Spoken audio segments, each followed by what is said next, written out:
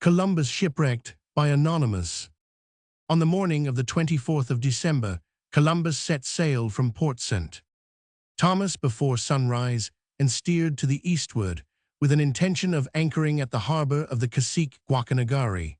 The wind was from the land, but so light as scarcely to fill the sails, and the ships made but little progress. At 11 o'clock at night, being Christmas Eve, they were within a league or a league and a half of the residence of the cacique, and Columbus, who had hitherto kept watch, finding the sea calm and smooth and the ship almost motionless, retired to rest, not having slept the preceding night. He was, in general, extremely wakeful on his coasting voyages, passing whole nights upon deck in all weathers, never trusting to the watchfulness of others where there was any difficulty or danger to be provided against.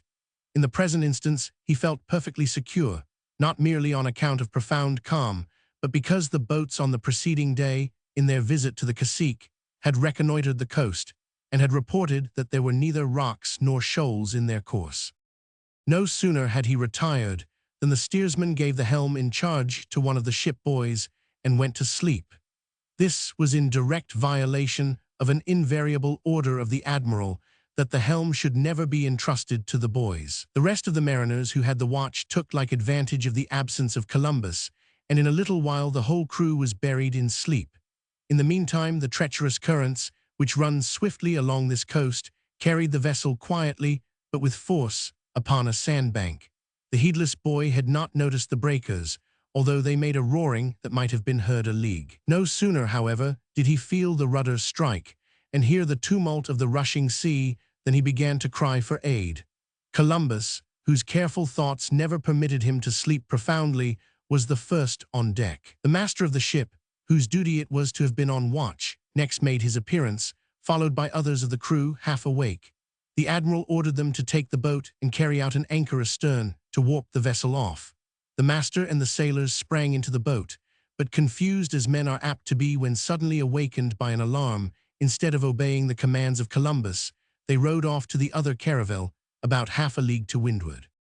In the meantime, the master had reached the caravel and made known the perilous state in which he had left the vessel. He was reproached with his pusillanimous desertion. The commander of the caravel manned his boat and hastened to the relief of the admiral, followed by the recreant master, covered with shame and confusion. It was too late to save the ship, the current having set her more upon the bank. The admiral, seeing that his boat had deserted him, that the ship had swung across the stream, and that the water was continually gaining upon her, ordered the mast to be cut away, in the hope of lightening her sufficiently to float her off.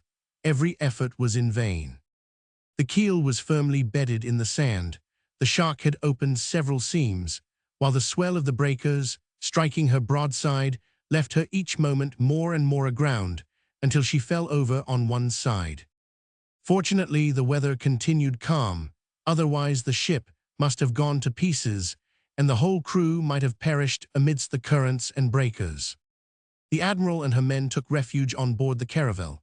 Diego de Arana, chief judge of the armament, and Pedro Gutierrez, the king's butler, were immediately sent on shore as envoys to the cacique Guaynagari to inform him of the intended visit of the admiral and of his disastrous shipwreck. In the meantime, as a light wind had sprung up from shore, and the admiral was ignorant of his situation, and of the rocks and banks that might be lurking around him, he lay to until daylight. The habitation of the cacique was about a league and a half from the wreck. When he heard of the misfortune of his guest, he manifested the utmost affliction and even shed tears. He immediately sent all his people, with all the canoes, large and small, that could be mustered, and so active were they in their assistance that in a little while the vessel was unloaded. The cacique himself and his brothers and relatives rendered all the aid in their power, both on sea and land, keeping vigilant guard that everything should be conducted with order and the property secured from injury or theft. From time to time, he sent someone of his family or some principal person of his attendants to console and cheer the admiral, assuring him that everything he possessed should be at his disposal. Never in a civilized country were the vaunted rights of hospitality more scrupulously observed than by this uncultivated savage. All the effects landed from the ships were deposited near his dwelling, and an armed guard surrounded them all night, until houses could be prepared in which to store them.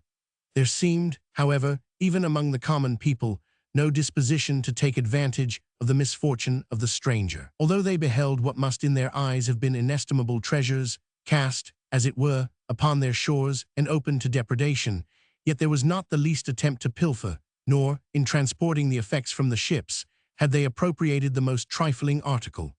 On the contrary, a general sympathy was visible in their countenances and actions, and to have witnessed their concern, one would have supposed the misfortune to have happened to themselves. So loving, so tractable, so peaceable are these people, says Columbus in his journal, that I swear to your majesties there is not in the world a better nation nor a better land.